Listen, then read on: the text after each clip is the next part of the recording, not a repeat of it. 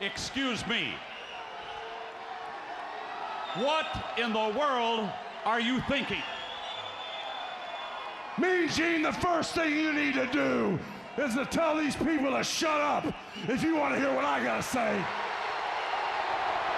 What up, y'all? It's KMB, the Sexy Ninja, in the place to be for Paper Saber Universe.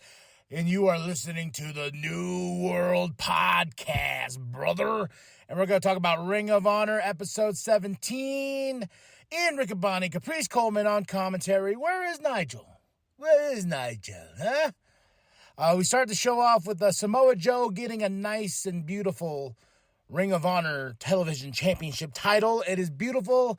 The design seems a little too basic. Not as cool as the previous Ring of Honor title, but this was presented at Collision.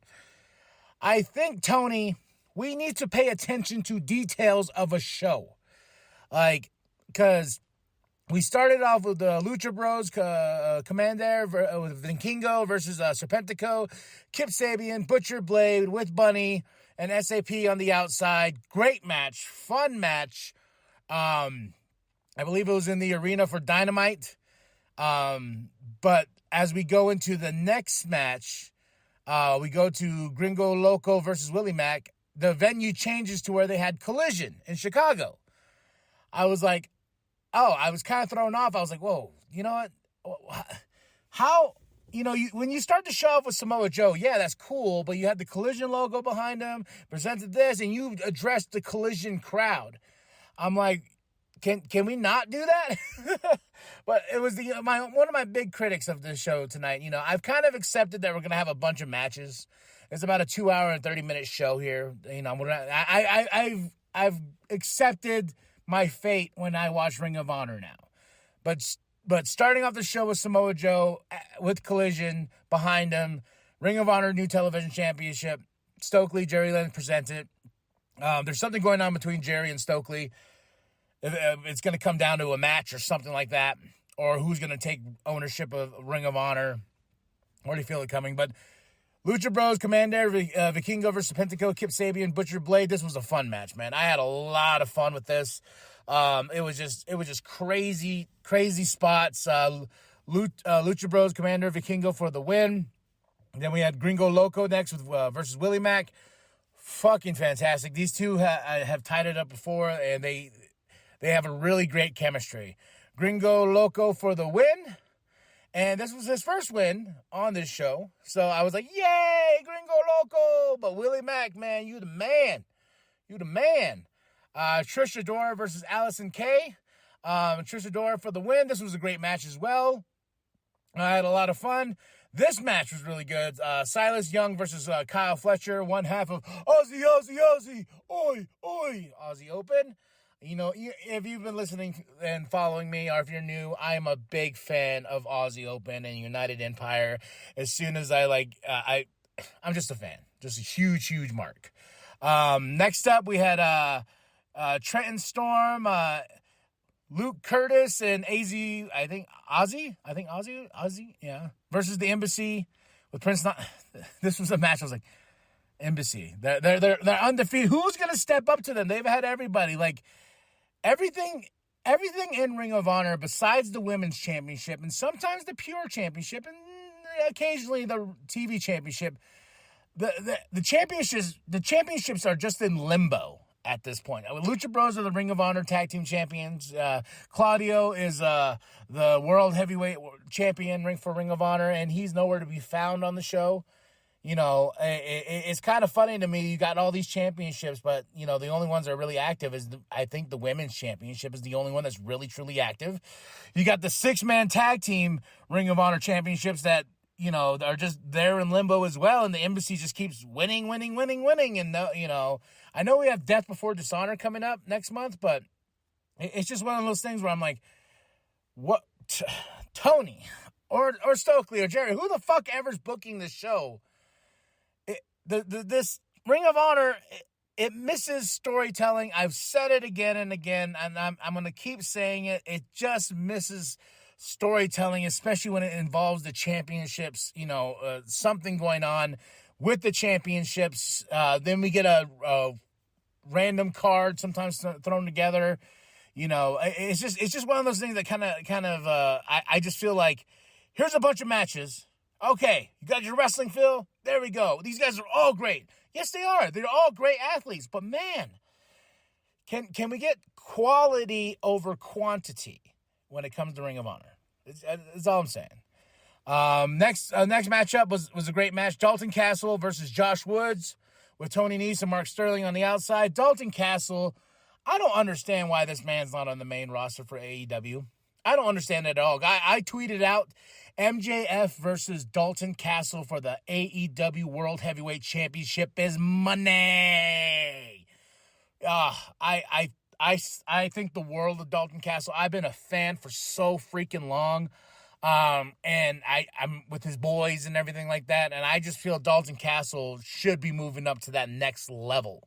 Because Dalton Castle's the shit. And I don't understand why he hasn't moved up to that next level. You know, I want to see him on the main roster and mix it up with some top-tier talent, man. They got Stokely from last week.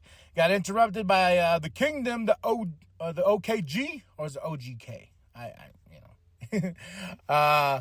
But then they're like, hey, the infantry, you know, they're talking smack about you. Then they did a cut to later. They're like, yo, they're talking, Kingdom's talking smack about you, you know.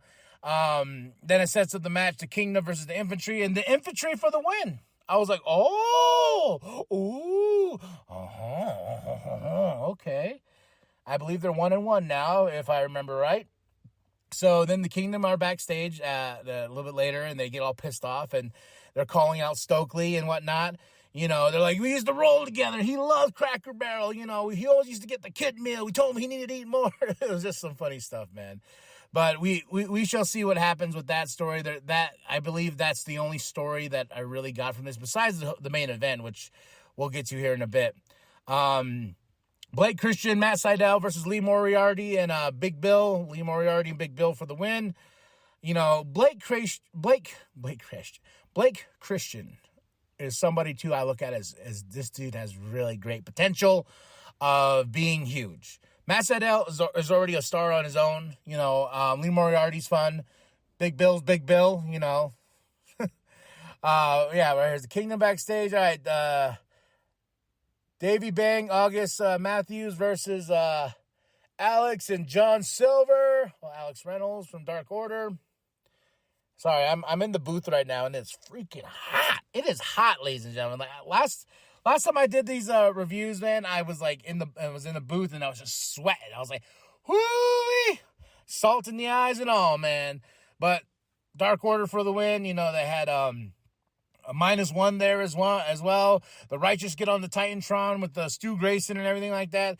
And they're like saying, like, hey, next week we will put you to the test. And Stu's like, you asked me if the Righteous would bleed for me, but Evil Uno, will the Dark Order bleed for you? And I'm like, okay. Diamante's backstage. He gets interrupted by Mark Sterling because he has a matchup with Lila Gray. Lila Gray for the win. Got that cheat. Good old Mark Sterling. You know, Mark Sterling was trying to tell her, hey, 49%, 51%, you get 49% of the purse, and she gets 51. You know, let's make a deal here. It's a good deal. Then afterwards, after the next match, which I'll talk about real quick, Lila Gray was backstage interview with Mark Sterling. Diamante interrupts, like, hey, you know, one more time, rematch. We're going to, you know, you guys cheated. This is bullshit and everything like that. So we're going to have a rematch, I feel like maybe next week. Could be. AR Fox, Action Andretti, Darius Martin versus the Workhorseman and Shane Taylor. Fun match. But once again, I don't know what we're doing with AR Fox, Action Andretti, and Darius Martin. Like, they showed up on the main show for Dynamite and everything. Was it main Dynamite or was it Collision? God, all these wrestling shows are kind of just ramping together in my head. But they made debuts on main AEW television. So I'm like, we paired these three randomly, and they work great as a team. Let's get some more out of them. You know, I really thought they were going to beat the Embassy for the titles, but no, the Embassy, like I said, the championships just feel like they're in limbo. Daniel Garcia versus Rocky Romero in a pure Ring of Honor match. Not for the championship. It's not a championship. It's the rules, the pure Ring of Honor match. But Daniel Garcia for the win. And Daniel Garcia just seems like one of those dudes, too. Like, he just feels like in limbo, you know, as well as a character, like what we're doing with him and everything like that. So, but Daniel Garcia got the win, starts beating up Rocky Romero because he has no honor. Orange Cassidy comes out. Yeah. You know, I was like, okay, cool. I don't want to see Orange Cassidy on this show. I think that's where my brain goes. Like, I'm like, that's cool, but not here. You know, let's bring back Eddie Kingston. Let's get Claudio involved here. Let's get some other talent that's part of the Ring of Honor roster, you know, like coming out for saves and stuff like that. You know, not Orange Cassidy for the sake of like, yeah. And I was wondering, before I get into the main event here, I was wondering, anybody that's gone to an AEW show, that's one of my goals on my list. It's on my list right now to go to an AEW show. And I said, oh, cool. If Collision is going to come around here soon to Phoenix, Arizona, I'm like 2 hours away in Flagstaff, I would love to go. But I also want to know if anybody could drop the comments below who's been to an AEW show. You go to a Dynamite, you're going to get 2 hours of live television, then you got like 2 hours of TV tapings before and after. Does that seem just a little too long? 4 hours of this, and then getting kind of confused about what storytelling we're telling, you know, with this, because when I say pay attention to detail for Tony, and especially of Ring of Honor, they don't pay attention to details. Because we're going to talk about this too. The main event. This is the match I was looking forward to all week. The Ring of Honor Women's Championship Chicago Street Fight. Athena versus Kiera Hogan. Holy shit. This was awesome. There's table spots. There was chairs. There was kendo sticks. Oh, that chair spot at the end, man, that took out Kiera. Thumbtacks as well. Athena for the win. And like I said, this match, freaking awesome.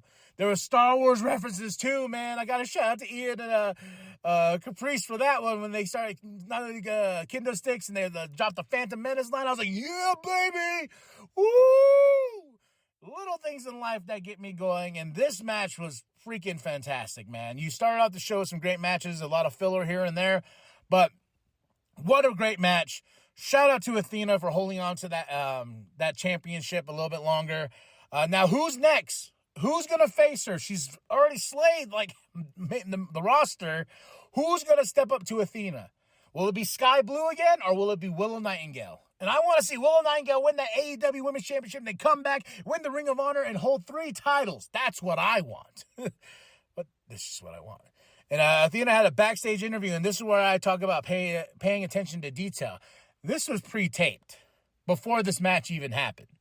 I guarantee it, because if you look at where she took the thumbtack bump on her arm and the thumbtacks, you watch this final segment of the show where Athena's like doing her promo, like, yeah, I beat Kiera Hogan, whatever, blah, blah, blah. Great promo, like saying, like, who's next in the roster? I'm the baddest mamma jamma on the roster. Who's next? You know, who's next to take me on?